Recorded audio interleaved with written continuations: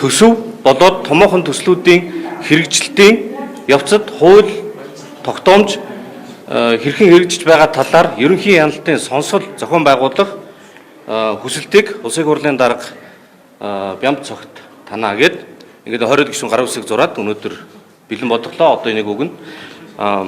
Монгол Улсын их хурлын гишүүний нэг үндсэн чиг үүрэг нь бол хууль тогтоомжийн хэрэгжилтийг хангуулах. Тэр дундаа төсвийн зарцуулалтан дээр хяналт тавих. Энэ бол үүрэг. Мэдээж хүмүүс төсөв аваад хариуцлага хүлээгээд ажил хийж ивэл сайн. Гэхдээ нэг санаа зовоосон зүйл байна. Тэр нь юу гэхээр нийслэл хотод эргэлж байгаа нийт мөнгөн дүн улсын төсвийн ойролцоогоор 3.1 болж байна. Улсын төсвийн ойролцоогоор 3.1 гэдэг бол хэрвээ ямар нэгэн шалтгаанаар одоо сайхан зорилготой сайн хүмүүс байгаагүй гэсэхгүй ямар нэгэн шалтгаанаар амжилтгүй болох тохиолдолд буцаад зээлийн иргэн төлөлт, зээлийн батлан даалт улсын төсөв дээр дарамт учруулна, эдийн засгийн хямрал руу хүргэж болзошгүй. Ийм боломжийг үгүйсгэх аргагүй. Яагаад гэвэл улсын нийт төсвийн чинь 3.1 орчимтой тэнцвүүц хэмжээний мөнгө нийслэл хот эргэлж байгаа. Тийм болохоор үүнд санаа зовж байна.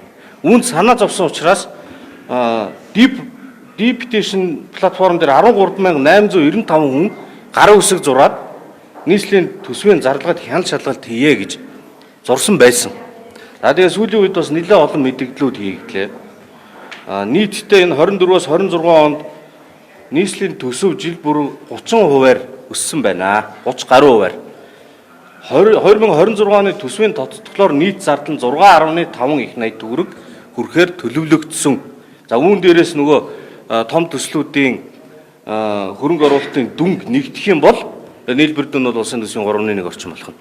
За тэгээд бид нар энийг янз бүрээр яриад л байгаа.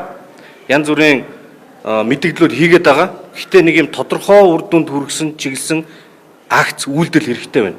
Энэ үйлдэлийн хүрээнд Монгол Улсын их хурлын хяналт шалгалтын тухай хуулийн 29-1 заасны дагуу хууль тогтоомжийн хэрэгжилтийг үнэлж дүгнэх тэгээд хариуцсан байгууллага албан тушаалтны ажлыг шалгах юм чиг үүрэг байгаа. Энэ хүрээндээ хяналтын ерөнхий сонсгол зохион байгуулъя. Энийг бол яаралтай зохион байгуулъя. Тэгээд үнэхээр энэ яриад байгаа маргаануудыг нэг ил болгож бүгдээр ингэ нийтэд нь гаргаж тавьж хагаад дүгнэлт гаргая. Дүгнэлтийн үр дүнд нийслэлийн төсөв ингээд улсын төсвийн одоо том хувь болоод яваад байдаг. Цааш дээр нь яах ёстой юм? Төсвийн зарцуулалт нь зөв байна уу? Иргэдийн төлөөлчдийн хурал дээр төсөв хэрэгжсэн байдал ямар байна? Бүгдээр ингэ дүгнэлт гаргах боломжтой болно. Иймэрхүү зорилгоор одоо ерөнхий хяналтын сонсголыг зохион байгуулахаар гар үсэг зураад бэлэн болголоо. За зөвлөж болбос.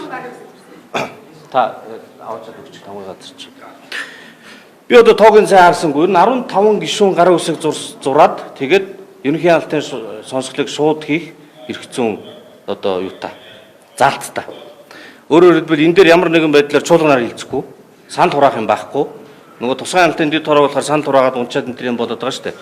Тийм байхгүй 15 гишүүн гар үсэг зурсан ерөнхий хяналтын сонсголыг улсын их хурлын тамгын газар зохион байгуулах үүрэгтэй хуулийн заалт. Одоо миний бодлоор 20 гаруй гишүүн зурсан байна.